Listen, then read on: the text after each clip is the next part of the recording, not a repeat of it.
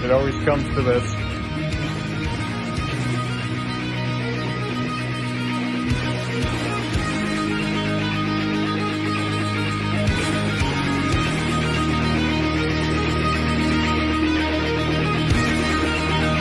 More nice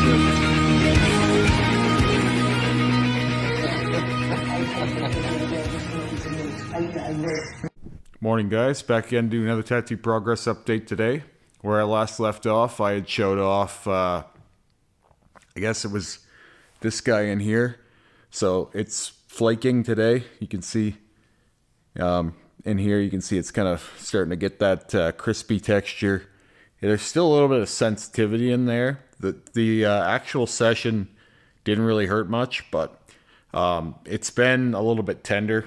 And I think some of that's going to be pretty thin color by the looks of things. It might do okay. I don't think it's going to do bad. I just think it's going to be a little bit thin in places. But overall, I think for a first go in there, it's not bad. Some of this stuff is going to heal light, and that was done on purpose. Wasn't meant to be super dark, because it's going to be shaded off of and built off of and colored in. And I forgot to mention last time that this whole creature's face is going to be like red up here. Like this is all going to be this same kind of red that we have in here. So fairly bright. I didn't mention, but I was pretty impressed and satisfied with how red we got all this stuff in my inner and outer forearm and some of these other spots. That's probably one of the brighter.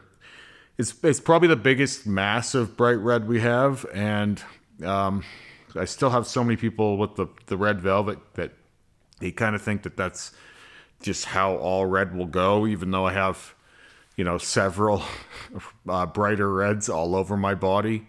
It's never enough for people for some reason to just go, oh, okay. Like especially with the spider eyes, like I would always point to these and go, look, that's bright red. And it was like, it didn't register that wasn't there at some point. Like they thought that was done over negative space or something. I don't know what the point was, but they would see this darker red and they would just assume that that's some effect of the black, and it's just not. That's actually the color.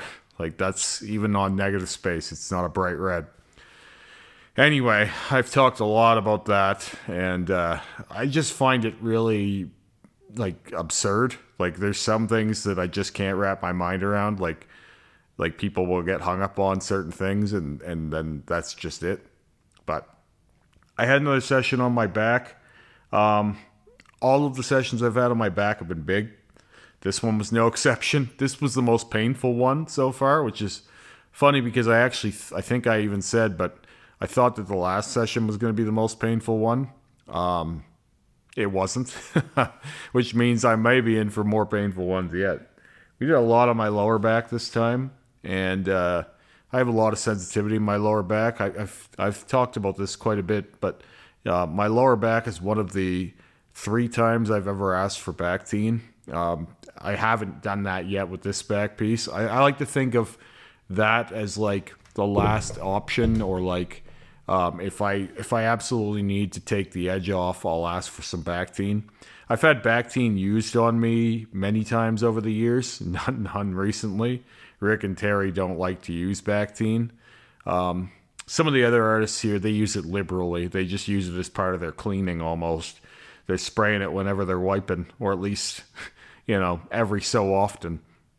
I've had that done too, and I feel like there's a point where it becomes too much and the skin can actually get a little bit irritated with it. But I think it's like anything else. I think it should be used as in moderation. And I think when you use that idea as like it takes the edge off if you need it, then I think it's probably for the best. With that said, I haven't had to go there many times. And one of the 3 times that I have asked was for my lower back. And ironically, it was one of the only times that the shop was out of Bactine, and so I didn't get it anyway. So one of the 3 times I've asked for Bactine, it was unavailable to me. With that said, I'm going to show off my back real quick, see how I do. I'm never sure. So My lower back was pretty stiff yesterday. Hope that did the trick. When I got done, there was so much inflammation in my lower back. It felt like I was wearing like a weighted belt or something, like right across the midsection. It was just so thick, I could barely bend. I know, often when you get tattooed in places, you'll end up walking around like Frankenstein, like you've got no range of movement. And I'm not the most graceful person anyway. You guys don't see me walking around on camera here, but I'm pretty stiff. I've got pretty bad back pain, and I stretch every day because in 2022, when I started getting into more fitness, like heavier weight and stuff, and more weight just in general, I actually pulled my sciatic and I got all hobbled up, and I went for a massage, and the girl who was doing my massage told me I was stiff as a board, like my back had very little movement in it. And she said, yeah, this is very common for, a lot of men to be this, seized up. And most people don't stretch, and the importance of stretching. And so now I've worked 4 minutes of stretching into my routine in the morning. I'd like to do a little more in the afternoon / maybe evening too.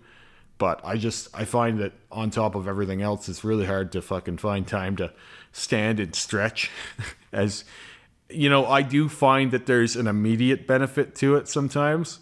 But overall, since I've been stretching, I haven't pulled my sciatic again. I haven't had nearly as much back pain. But whenever I'm healing a back tattoo, the worst part of it is I'm laying on my stomach. And so my spine gets pretty banged up from it. Like the way that I lay, I've got my head on a pillow, right? And so my back is kind of arched and my ass is sort of up, and it's just not good. I guess sleeping on your stomach is supposed to be the worst overall for your health. And I feel fucked more from the sleeping than the actual tattoo. So I'm always in a hurry to get to the place where I can sleep on my back again, or even up on my side a little bit without, and I don't know that it would cause any damage, but it's just always better safe than sorry. You don't want to be putting a whole ton of pressure on your back right after you get it tattooed. Similar, even driving home after a big back tattoo session. I don't even like pressing up against the car seat, so I'm sitting up kind of stiff away from the seat.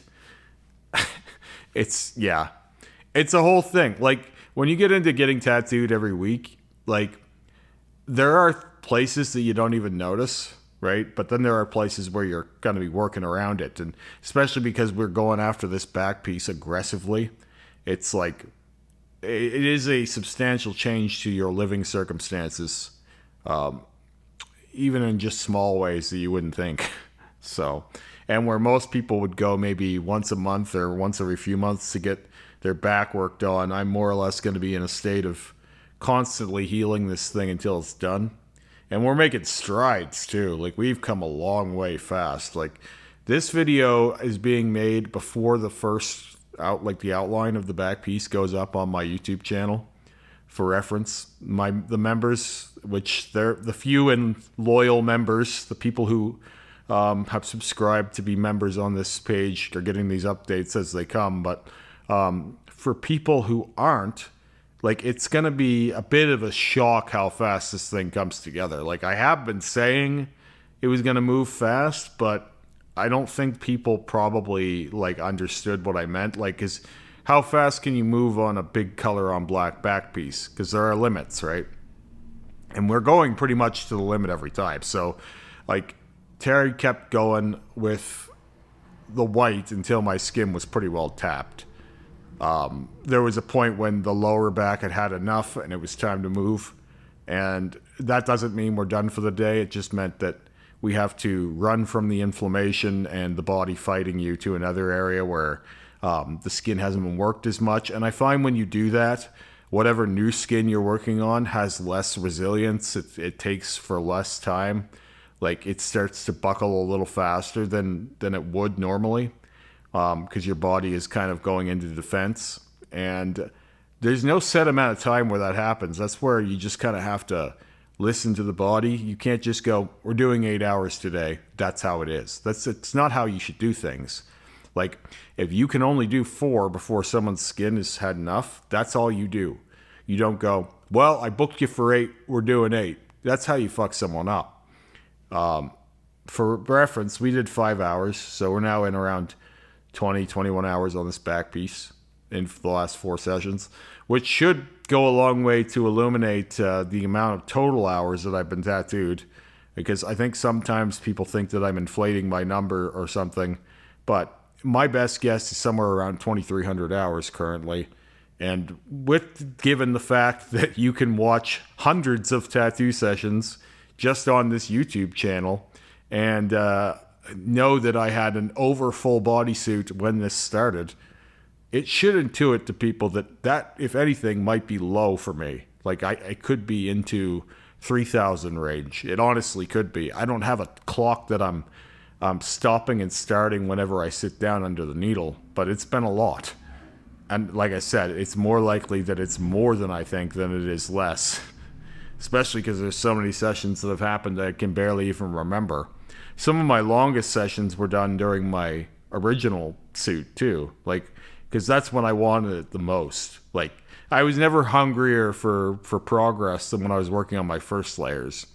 And some of that compromised, I wouldn't say the overall quality, because I was going to, for the most part, very talented artists. But when you're in a rush and you're putting things together in a hurry, I had some things thought out for a long time, but there were always areas that I didn't plan for that just ended up being pushed together. And, you know, what do we do in this spot? What do we got for this? And then you end up getting things that maybe don't make sense overall in the composition, even if you work them in a way that they kind of work. It doesn't make the tapestry that it could have if you had the whole thing lined up. For example, this back piece is one complete piece. It's going to be the most complete, like, whole vision anywhere on my body, on probably any of my suits, unless you count the full blackout. Then yeah, because like most of what we're doing on this back piece, and I was telling a friend of mine this the other day, because it's coming out fast and it's looking striking and strong and contrast heavy and big and bold. It's like most of the things that we're doing now, I don't think would have been achievable for us theoretically at the beginning. So physically, scientifically, it would have been doable. But we hadn't done enough of the work to figure out what works and how, and also how my body heals this and what it can bear when it comes to all this color saturation. This progress this way probably wouldn't have been doable 3 or 4 years ago. But because I'm doing this, like, it's like, oh, if I could have done my torso, like the front of it, now, it probably would have been better from the start. It doesn't mean that I'm regretting any of it. People will hear that and they go, oh, I bet that means you're going to black it out. It's like, no, it's a growing evolution.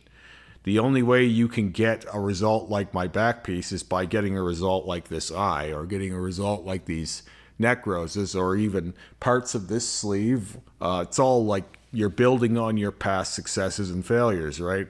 And that should lead to greater results down the road every time. It shouldn't lead to, you know, the same result every time. You should be building up and building out. And that's where, for me, it would be real handy to have more than one body. Because, like, now that I've learned everything I've learned with this one, it would be nice to bring that into a brand new one. And that's one thing that people have asked me that I've thought about a lot. Like, would you start over if you could? It's like, well, I might do that one day, not because I disliked my work, but because I wanted to do more, same as I did with the blackout. If we were in a theoretical world where I could purchase a new skin suit, sure, I'd take that and I would do something really cool with it. But it wouldn't look like, the thing is it wouldn't look the same. Like, you can't get the result that we're having without the layers. So even if we did this Krampus back piece on negative space, you could say it looks better. And by all rights, maybe it does, but it won't look the same. The inks won't look the same on negative as they will over black. And I actually think that there's an appeal to the look of things over black too. Like stylistically, like if you put them both on the table and you didn't tell people the amount of work that goes into either of them, there are people who would choose these ones. And I might be one of those people. Like, it has a look. It's not just, oh, well, this is the best you could do because it's over black. I think that was the case for the white line style stuff over black. Like, it was like, oh, well, at least it's not black. But now I think, like, some of these other things that are coming out, and not just from me, by the way, there's a lot of cool stuff being done over black now. I think it's, like, a viable stylistic alternative. Like, it's, like, it will be pursued by some people just for its own look. Whereas originally anything that you would do with black to begin with was seen as a last resort. And I think this way, and I think it's logically because like blackout tattoos in general were that. Like they were, oh, the only reason why you'd have blackout is cover regrets. And it's just black and all this shit. And now you see, especially for women, like especially women, they're taking it on as an aesthetic, right? Like it's like a form-flattering kind of play on the body. And it's become a whole vibe. I think that in time, so does work over top of black as well. It takes a little longer because the work takes a little longer. And people need to fine-tune it to a point where you can go to a place and get a guaranteed product like you can with a blackout. Like you can go to a hood and you can get your fucking, hot, fresh, ready to go black sleeve. And there are some other guys you can go to where you can just purchase one of these things. And I think at some point it becomes that with white, black, and color on black. I think you see guys like Anthony Bennett, and that's the beginning of that. That's like he's trying to be that shop, like he's trying to create that service for people. What I'm doing isn't that. Like, because the guys that I'm working with, though they do this work, it's not like they're looking to specialize in it.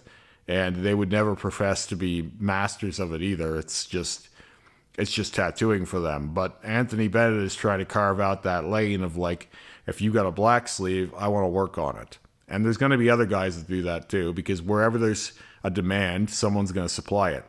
And I look forward to that personally. And I admire the hustle as well. I mean, that's what I would be doing.